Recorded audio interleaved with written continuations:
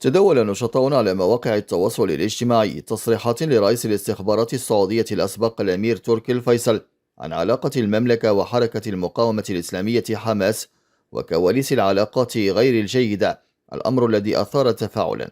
جاء ذلك في مقابلة نشرها تركي الفيصل مع نيو ستيتسمان البريطاني، حيث سئل سؤالا كان نصه: تقرأ في بعض الصحف وتسمع من بعض الناس أنه ربما توافق السعودية على الحرب ضد حماس لأنها ترغب في رؤية تدمير حماس.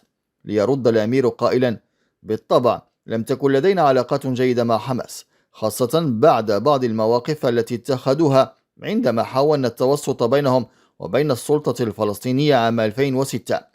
حماس خرقت الاتفاق، ومنذ ذلك التاريخ توترت علاقتنا مع حماس بشكل حاسم. وتابع الأمير تركي الفيصل قائلا: ولكن بالطبع هذا لا يعني أنهم لا يأتون إلى المملكة لأداء فريضة الحج، وقد جرت بعض المحادثات، ولكن ليس إلى حد العلاقة التي تربط مصر أو قطر بحماس. أود أن أقول إننا لسنا أصدقاء مع حماس، لكن هذا لا يعني أبدا أننا نريد أن نرى دمار الفلسطينيين في غزة من أجل القضاء على حماس كما يحاول البعض الإشارة أو الادعاء إليها.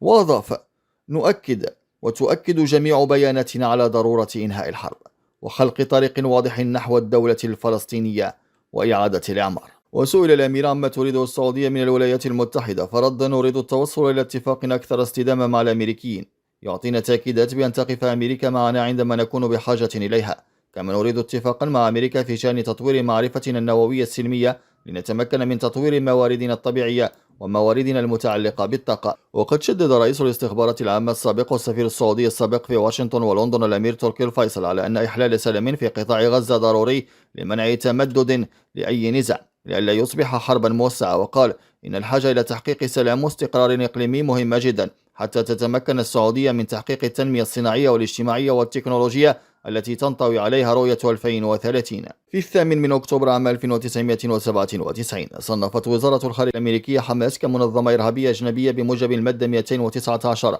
من قانون الهجرة والجنسية بصيغته المعدلة. وبعد ذلك في 31 أكتوبر 2001 صنفت وزارة الخارجية الأمريكية حماس بشكل خاص ككيان إرهابي عالمي بموجب الأمر التنفيذي رقم 13224 بصيغته المعدلة. ونتيجة لهذا التصنيف تم حظر جميع ممتلكات حماس والفوائد العائدة عليها التي تخضع للولاية القضائية الأمريكية، وتم منع الأمريكيين بوجه عام من إجراء أي معاملات مع حماس. بالإضافة إلى ذلك يدخل في إطار الجريمة كل من الدعم المتعمد عن علم ومحاولة توفير الدعم المادي أو الإمكانيات المادية أو التآمر لتوفيرهما لحماس.